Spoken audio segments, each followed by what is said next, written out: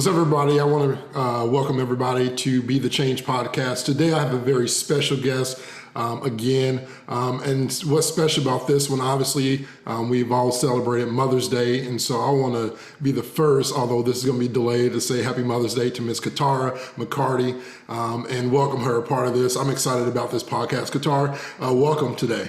Thanks for having me. I'm so excited to be a part of this podcast and also this Mother's Day edition. So thanks for inviting me. I'm honored to be here. Awesome.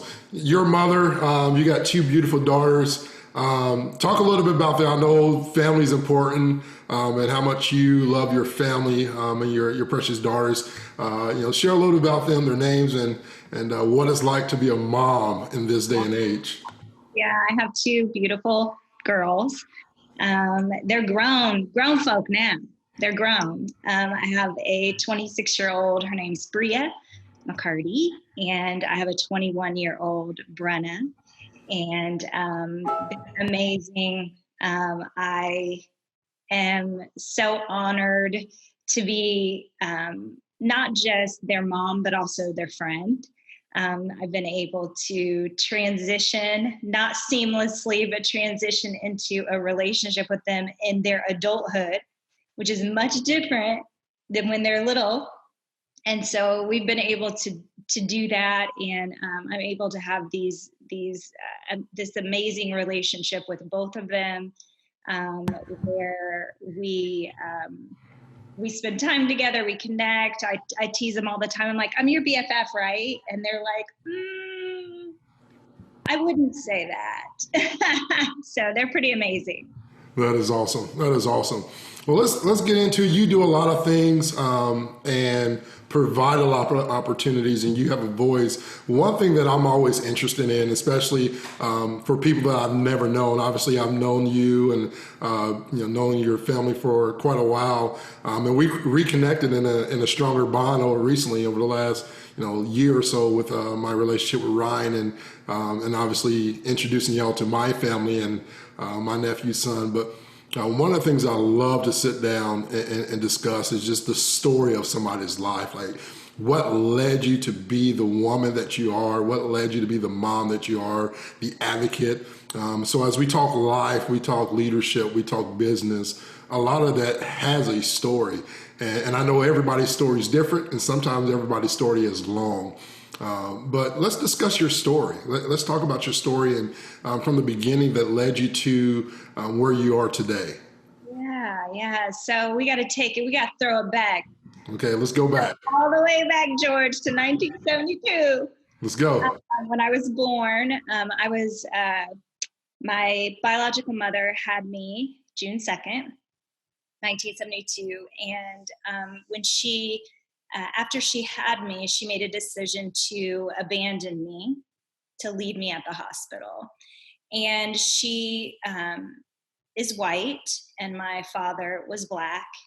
And just the social climate in that time in the 70s was not conducive for multiracial couples. And I'm pretty positive that played a role in her decision to leave me at the hospital. So I went into foster care as a biracial baby, no named baby, and lived in foster care for several months. They were, of course, part of the foster care system's role is to find placement for children, find families that will adopt, take them in. And they were having a challenge placing me because, again, of the social climate of that time, families were hesitant to adopt a biracial baby. And when you think about, if you kind of go back to that time and study history, you can kind of understand why. And so white families were hesitant to take in a Black baby, and Black families were a little bit hesitant to take in a white baby because I was both. And so fortunately, my file came across a female's desk, a lady's desk that worked with the welfare department. And she opened my file and had a niece that had been talking about adopting another baby. She had already adopted one little girl and had voiced her desire to bring in another baby so that her daughter could have a sister to grow up with. And so she reached out to her niece and said, hey, I've got this baby. We've got this baby. We're having, it's challenging to place her because she's biracial. Would you be interested? And Betty, her niece, said, I'm completely in. Drop that baby off at my house. So I got dropped off to 707 East Jefferson Street in Kokomo, Indiana, to Betty Waters and her mother, Mary. And was raised by two Black women. My mom was never married. And so my grandmother and my mother adopted me and raised me. And so we had a very non-traditional childhood, non-traditional family. I had essentially two moms. My sister isn't my biological sister, which is kind of weird because it feels like she is, but she's not my biological sister. And so I was raised in a house full of women, in a home full of love and some good food, and just taught to be strong, taught to be resilient. I was taught how to love. I was taught how to forgive. I was taught what it looks like to be a part of community, what it looks like to stand up for what's right, and to advocate for what's wrong.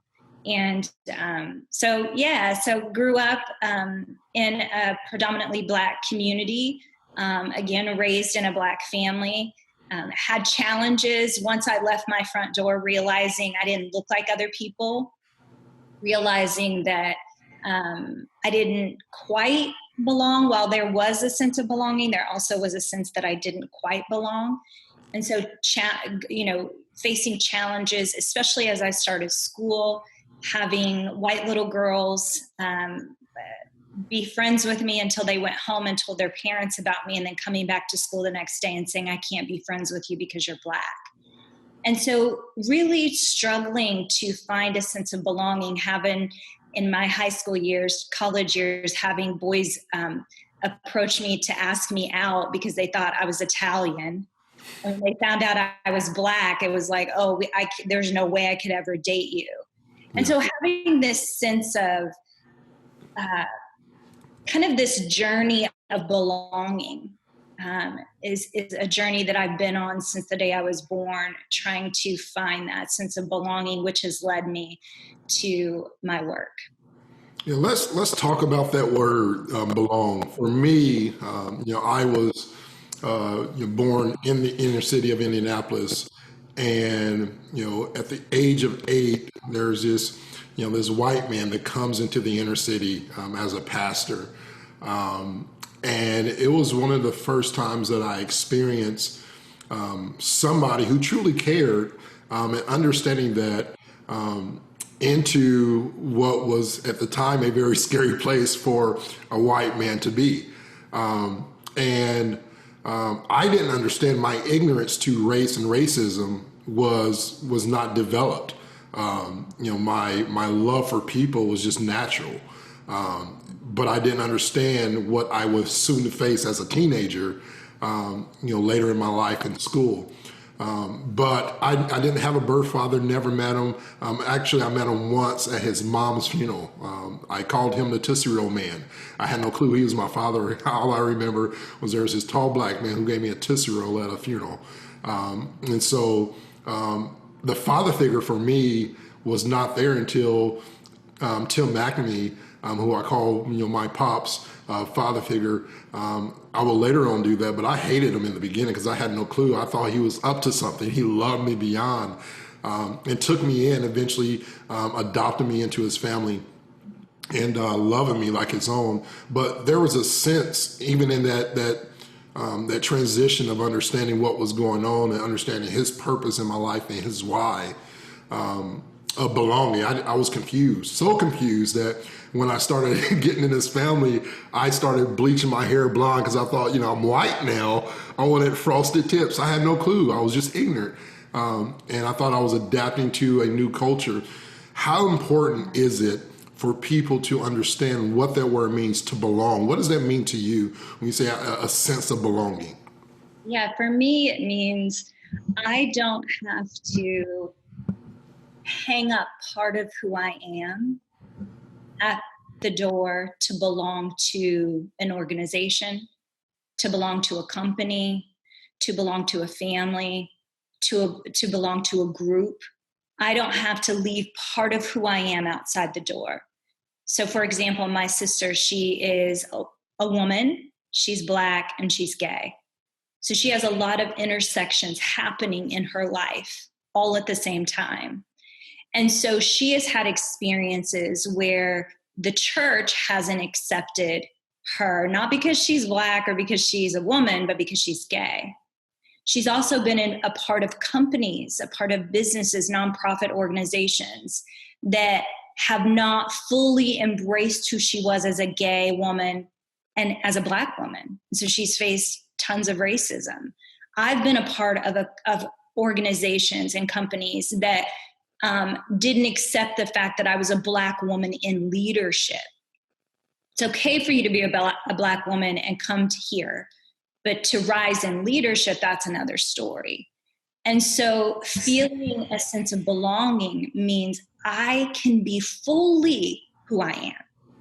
I don't have to hang up part of who I am and we're not talking about fitting in, because fitting in is you dyeing the tips of your hair blonde, right? Right. Fitting in is I'm trying to adapt and adjust who I am to fit in. We're not talking about fitting in. We're talking about organizations, companies, people saying, come on, I want all of you here. And to understand that all of me means you get the richness of my story, you get the depth of wisdom that comes from my journey, you get the knowledge of things that I've learned by weaving through life in this brown body that you may not get, right, if you don't accept all of me. So there's something really powerful about understanding belonging versus fitting in. And we, people, leaders, have to do their own internal work to check their own biases, whether those are conscious bias or unconscious biases, to do the work in them so that they can move beyond those biases and really create a culture of belonging in their own life. Yes, I love that. I love the difference between belonging and fitting in. And we see a lot of people that do just that. For me, it was comfortable for me to just fit in, right? Get in where you fit in. The old adage back in the day is get in where you fit in. But there is a huge difference between fitting in and belonging. That connection and the power of connection to truly be who you are created to be in life, without compromising your integrity, your morals, your ethics. The things that are important, the values of your life. Your story is so powerful, and I believe oftentimes our passion in life is a reflection sometimes of what we've been through and seen. So as we talk about your story in your life, where you are today, what moves you? What's the what that you do and the why that pieces that together? Yes. Oh, I get so excited about this. So I've been on this journey of cultivating a culture of belonging in my own life. So doing my own work through coaching, through therapy, just life I think it's important for us to do that work to belong to ourselves first. And so I've been doing that work for many, many, many. This is not like a couple years. This is like a stint of years doing this internal work to belong to myself.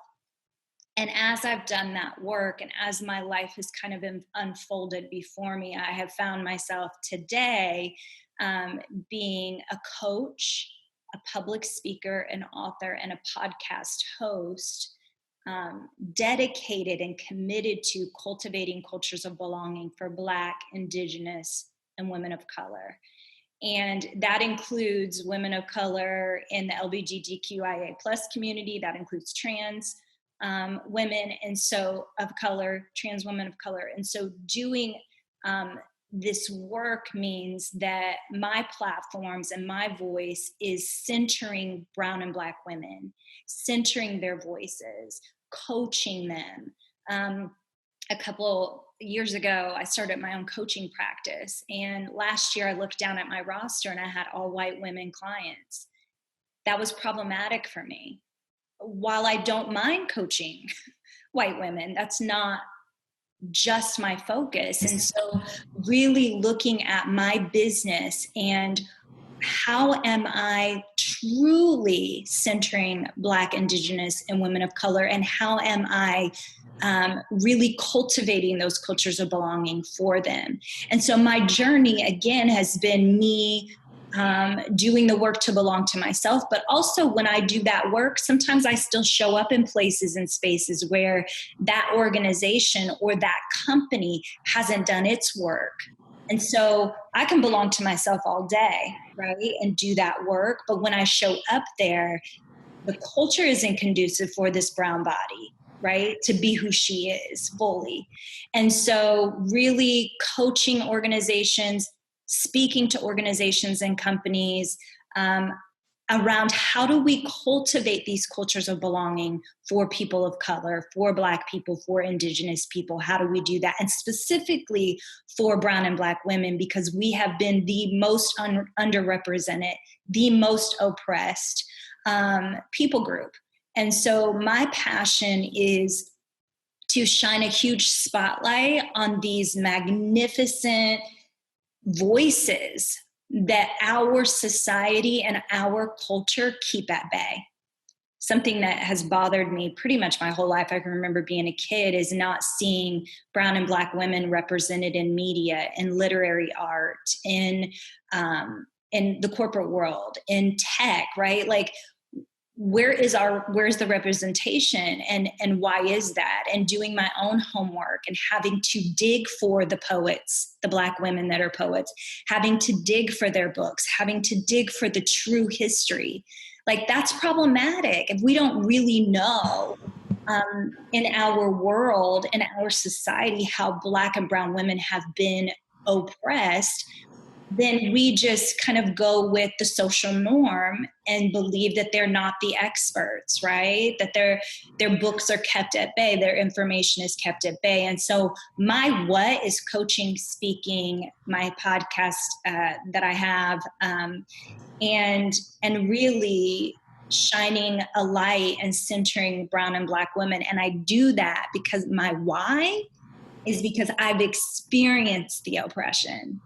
I've seen my Black mom, my Black grandmother experience the oppression. I've seen my Black gay sister experience those systems of oppression that keep brown and Black women oppressed. And I'm over it. So that's what I do. That's what I'm super passionate about. That is my why. When you find yourself in that space, it's a very difficult space, right? Because you have people that will support and say, man, that's a powerful thing. You have others that says you're creating the division by separating things. How do you face challenges? Because when you're dealing with race, anything that has to do with race and highlighting a significant other, or, for us, the Black and brown community, how do you do that with love while facing opposition, people coming against your passion, your why, and not understanding it? And even maybe it's an ignorance on their behalf of not truly understanding your heart's motive to why you're facing those things. How do you deal with that?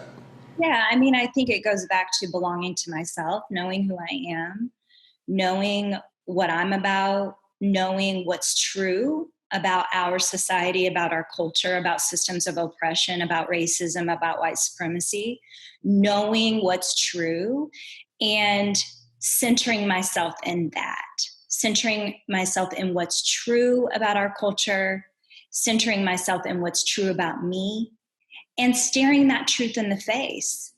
And so there are some people that this message will absolutely miss and not resonate with. Those are not my people. right? But there's some people that are going to get down with this message. They're ready to digest it. They're ready to, and my whole purpose with centering brown and Black women and their voices isn't just me as a Black woman on my podcast centering these voices for Black people. It's a Black woman centering Black, Indigenous, and women of color's voices for us all to learn. Because those voices have been kept at bay, we're missing out. And so it's not just, hey, let me center these Black voices for Black people. It's, hey, let me center these Black women and their voices and their work for us all to learn. There's a richness and a wealth there that we're missing out on. And so there's that. It's and people are going to get down with that, and some people aren't, and I'm okay with that. And then when I go into organizations and speak, I challenge white people. How are you practicing allyship? How are you practicing advocacy? What does that look like in your own life? And some people are going to get down with that. Some people are not. Yeah. And that's okay. But there are people that are ready to hear that message. There are people that are ready to step up. There are people that are ready to face their own biases and their own conditioning that we've all, brown and Black people included, have been conditioned by the systems of oppression that are in place in our culture and in our society. So there are people that are ready to hear it, and there are people that aren't. And I'm not worried about the people that aren't. I'm not even worried. I'm just being me, and I'm just putting a megaphone to my story and saying, this is what's true, and what are we going to do about it? And what I have found, I got a message from a white lady yesterday, she's a friend of mine, that said, thank you so much for inviting me into this journey with you. I'm ready. I hear you. I want to be a part of it. I support you. Let's do this. And that meant everything. I was like, yes, so there are people that are down with it, and the people that aren't, that's okay. Well, it's actually not okay. They need to get down with it, but I'm not trying to impress them, because what happens is I found myself doing a speaking engagement last year. I was a keynote at a speaking engagement here in Indianapolis, and they wanted me to talk about diversity and inclusion. And I got up and was just pretty real and pretty raw, and told my story unapologetically. But prior to the weeks leading up to that speaking engagement, I was really struggling because I could feel what was coming up in me was, be careful, Katara. You don't want to offend the white people in the room. Don't be offensive. They'll never ask you back. This will be the end of your career, your speaking career. And I had to work through, why am I trying to be so careful?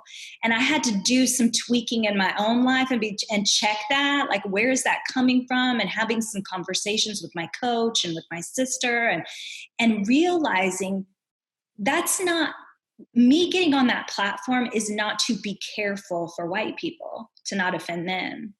My stepping on that platform is an opportunity for me to practice allyship, for me to practice advocacy, and to speak on behalf of the brown, Black, and Indigenous people of color. That was my role. And once I got clear on advocacy and using my platform and using that opportunity, it was a breeze. And what ended up happening is at the end of that engagement, and really before I got up, I was like, I don't want to offend the Black people in the room. I don't want to offend the gay people in the room. I don't want to offend, I don't want to offend the marginalized. And my message came from that place. And once I got done, there's a line of people that were like, thank you for being authentic. Thank you for being real. Thank you for telling your story. And I said from the platform, I am not here to dance around the whiteness that's in the room. That's not why I'm here. And I had white women, white men coming up to me saying, thank you for calling that out. Thank you for saying that. Thank you for being you. So there are people who are ready. They're ready to learn from Black women and brown women and Indigenous women, women of color. And they're also ready to practice allyship. They're also ready to practice advocacy. They're ready. Right. And those are the people. That's my audience. Those are the people that I'm reaching. That's awesome. I've learned to understand the difference between person and principles, right? Being a respecter of principles versus respecter of person, and what they stand for and what they mean. You've grown from the Kokomo young lady who was left to an advocate, an entrepreneur, an author. And we sit here today, and the thing that just came to my mind as you're talking was, what is one thing you wish you had known when you began your career? You've learned your lesson, you realize your passion.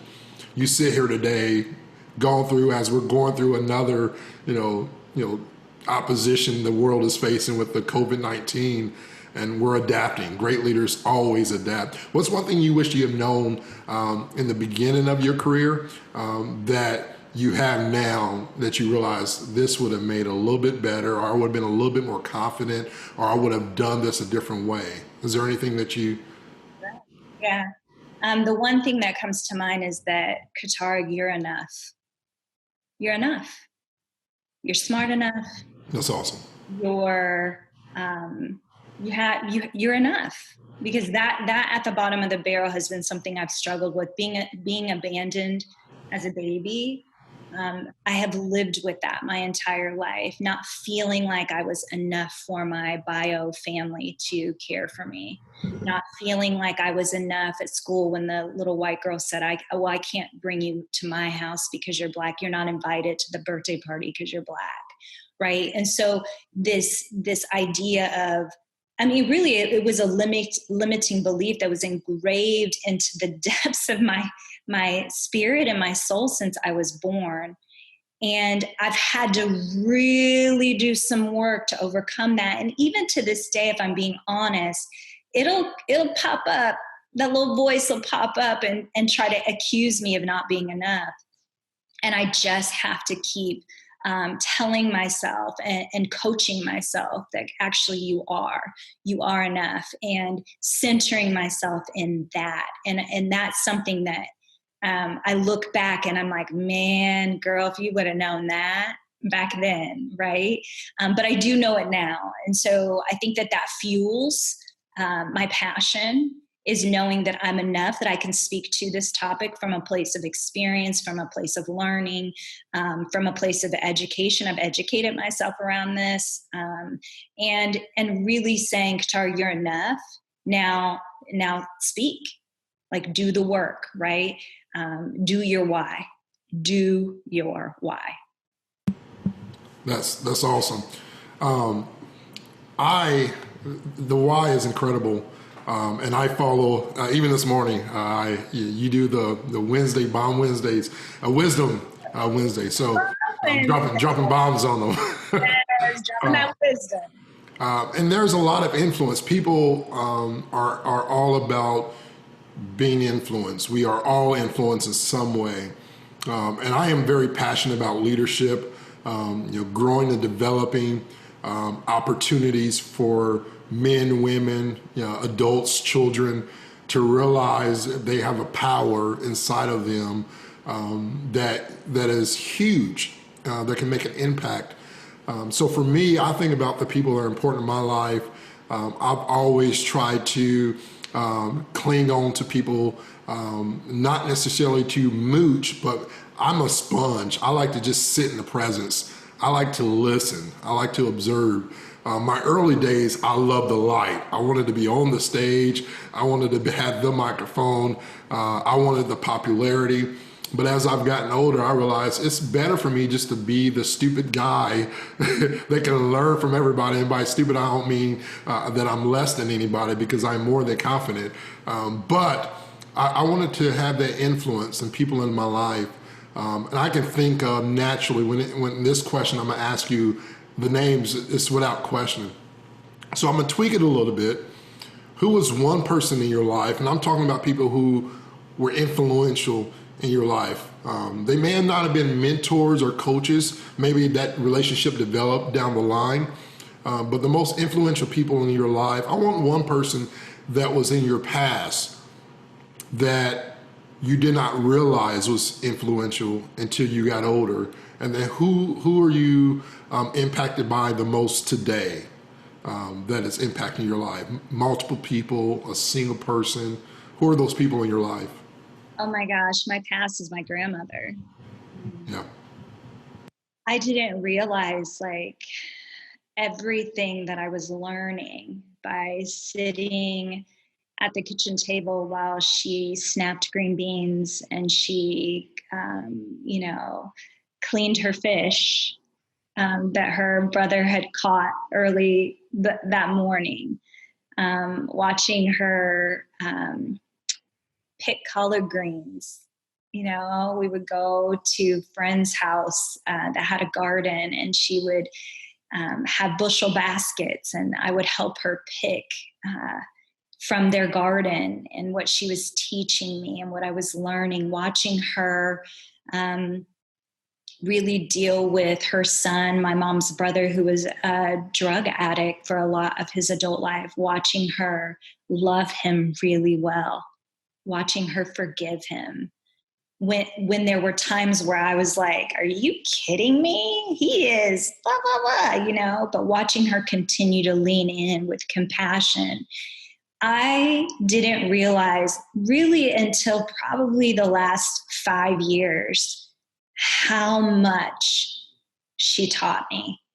And she's gone now from this earth, but I've been inviting her into my life today. Like, I want to remember. And so I've been remembering, I've been going back through photo albums and remembering moments that I had forgotten.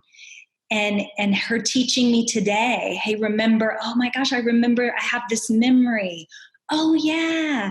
Oh, that was the nugget of wisdom. Oh, that was the learning.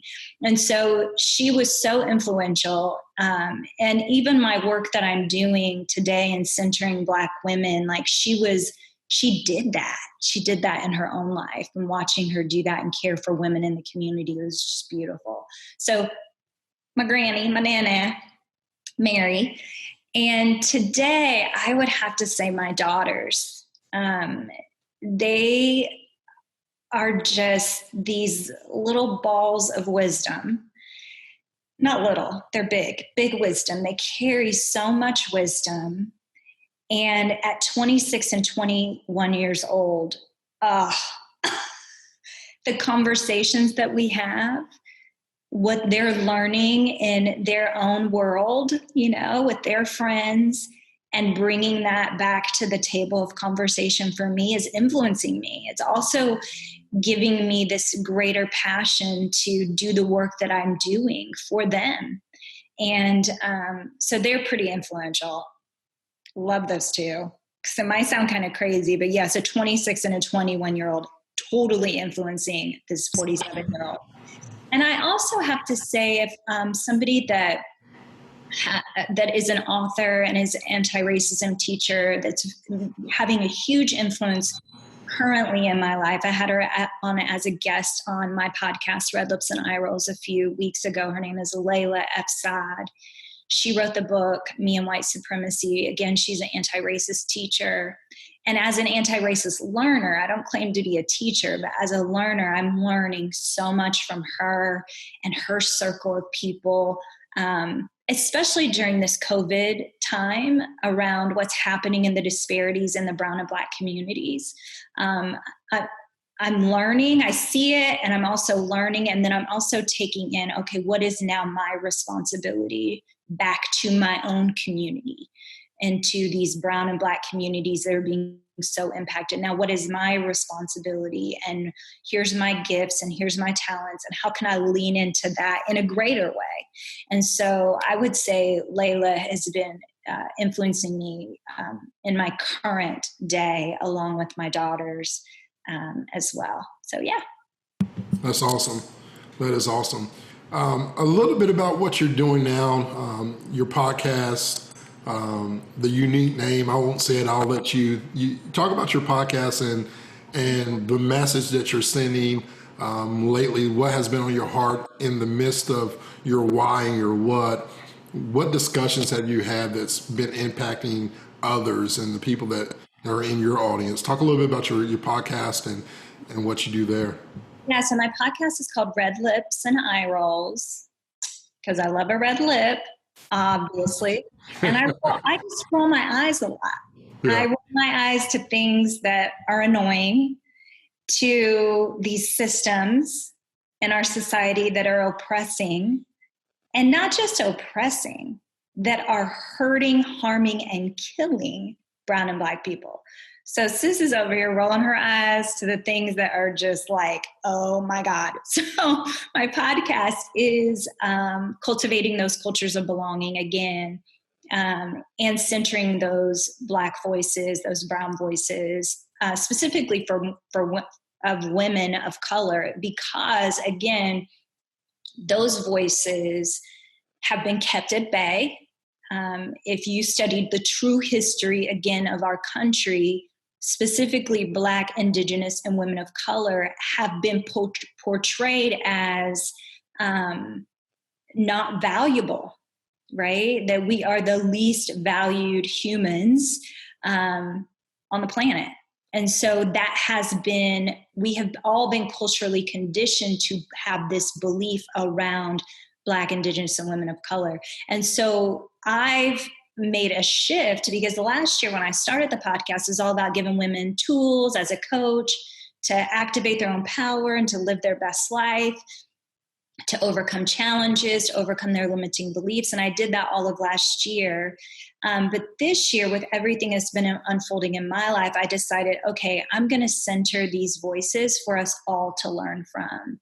And so again, I had Layla F. Saad on several weeks ago talking about her book, Me and White Supremacy. And it's all about, it's a 28-day challenge for white people, or those that benefit from white privilege, I guess I should say. And it's a 28-day work. It's not just a read, you're working on yourself every day. And so I've had her on. I have some future guests that are coming on that have written books, that have started businesses. I'm highlighting women's art, highlighting their stories. I have a local lady here in Indianapolis that started her own pizza joint with her 2 sons, Black woman, went into business with her 2 Black sons that she had as a teenage mom. Let's talk about the odds stacked against her. She had both of them while she was in high school. People thought she would never make it, never do anything. She started the pizza joint here in Indianapolis, and it is booming even through the pandemic. She's serving people. I mean, so highlighting these women, not just, again, not as a Black woman shining a light on these Black women for Black people to see. That's good. But as a Black woman, highlighting and shining a spotlight on these Black women so all of us, white, Black, brown, can all learn from these voices. So it's been a really powerful shift for me. It feels right. I know it's right. And that's the direction I'm going with Red Lips and Eye Rolls. And I just posted an episode this week, episode 42, talking about my why, talking about my story. I talk a little bit more about my grandmother Mary and my mom Betty. I talk about how I feel like I've come full circle back to advocating and highlighting and amplifying Black, Indigenous, women of color. So check out the latest episode because it talks a little bit about why I made the shift with the podcast and what's happening in me, and inviting everybody into that journey with me so we can learn from these amazing women. That's awesome. So where exactly can they find your podcast? What platform? I was going to ask you at the end, but let's talk about all that now. Where can people connect with you? Where can they find your podcast? How can they love Katara like I've come to love Katara as a fan and a supporter? Yeah, so you can go to KataraMcCarty.com. And that leads you to the podcast. I'm on most streaming platforms, Apple Podcasts, Google Podcasts, iHeartRadio, Spotify. I'm on most streaming platforms. But if you go to KataraMcCarty.com and hit media, go to podcasts, it'll take you to those places. I'm also on LinkedIn. my main kind of what I'm cultivating, my main page that I'm using is Instagram. And I'm Katara McCarty on Instagram. That's where I post my wisdom bombs. I also post them on YouTube. But my main kind of hub lately has been Instagram. So you can find me there at Katara McCarty. Awesome. We're wrapping up here. I have a ton of questions. We can have a conversation all day. But I think it's important for people and young people, young ladies, young men, specifically ladies in general, for this question that are dealing with similar situations that you've dealt with, early on, years before they were even thought of, to think, I'm an 80s baby, and I seen very little of that in such a close time. I was shielded from that type of life in a sense, where I didn't get exposed as early as you did. And so my perspective is different, but my education, the things that I've learned from your story has impacted me. My wife is white, and we have custody of my nephew from my birth sister who passed away almost 4 years ago this coming Christmas. And so, we're an interracial couple with a young, fully black African-American kid. And we've been together for, going on 16 years. Something looks off. And although there is adoption that has been around for years, we still get those looks. But ladies tend to not get to that place that they desire. They have a dream, they have visions, they have goals, but opposition stops them. The lack of support and momentum stops them. What advice would you give someone, and I won't say the next Qatar because I believe we're all our own people, and whoever Qatar raises up and coaches and leads is going to be better than you. That's just what we do, right? We want to love and grow people beyond our skill set. But what advice would you give someone wanting to pursue a career similar to yours, or just a career in general where they want to be more than just a technician, more than just a manager? Maybe they're the next owner with 2 kids that are doing great things. What advice would you give someone wanting to pursue that? Yeah, I think the first thing is you have to be your biggest champion. You have to champion yourself. You have to be your biggest cheerleader. You have to be in your own corner, because there are going to be times where even some of the people that are closest to you may not show up how you want them to or how you need them to. And so you got to look yourself in the mirror and say, girl, sis, you got this. You have a dream. Now go get it. Now go pursue it. And so really learning how to really champion you, because at the end of the day, it's you and you, right? It's you looking back at yourself and really understanding that if there's a dream in there, if there's a passion in there, if there's an idea in there, and you really, really want to pursue it, you got to talk yourself into it. And because there'll be people out there, as you share your dream, as you share your story, as you share your why, as you share what you want to do, there will be people that will try to talk you out of what you have set out to do. And so when that happens, I go to my bathroom or my closet. Those are my 2 places where I coach myself, my bathroom and my closet. And I have to sometimes get in that mirror and say, sis, no to them and yes to you. No to that doubt and yes to you. Yes to your dream, yes to your vision. Be your biggest champion. You have to be in your own corner. Don't you ever, ever, ever step out of your own corner. It reminds me of like a boxer. When they go back to the ring, go back to the corner, They're getting beat up. They got the blood and the bruised eye and the lips busted. And the trainers come in and they're ice packing and they're putting stuff up their nose to stop the bleeding. And they're saying, you remember how we trained. Remember this. You've got this. That's the imagery that I'm getting except the people coaching you with the blood and the beat up is yourself. It's yourself. And I also think you have to find your people. There are people that I can call, not a lot. I got a handful of people that I can call that will remind me of who I am when I'm feeling down.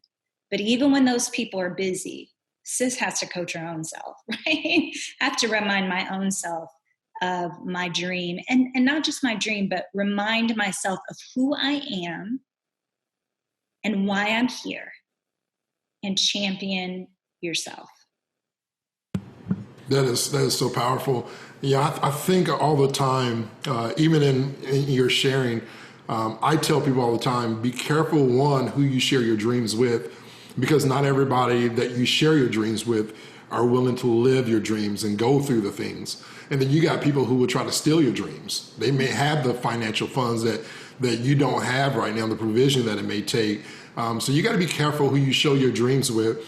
And then the other thing I used to do all the time with my students is when it came about to share what they want to do and why they want to do it, and they put a plan in place.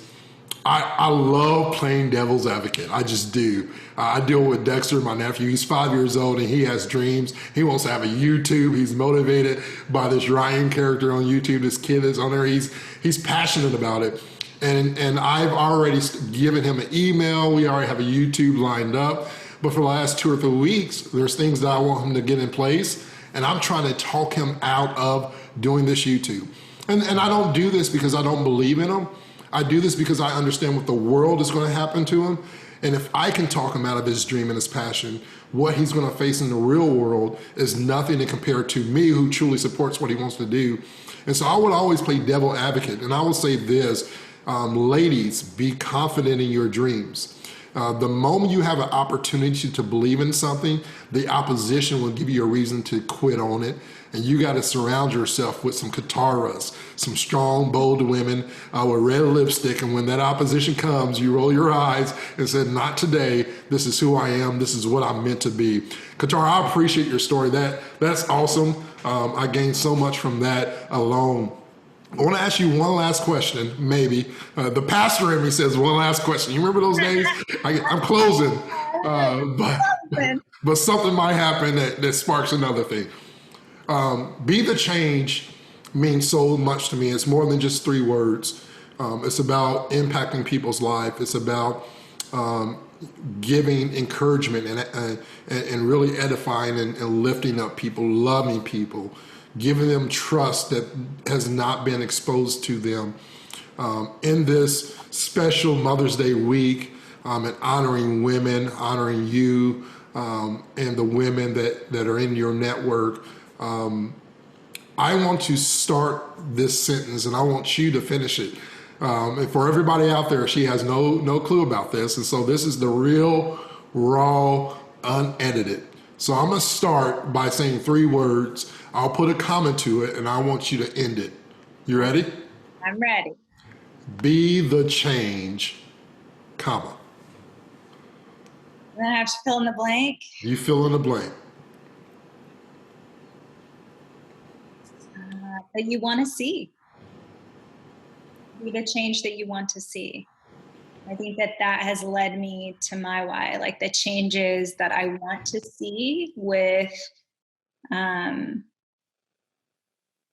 Indigenous, and women of color, those systems of oppression coming down, right?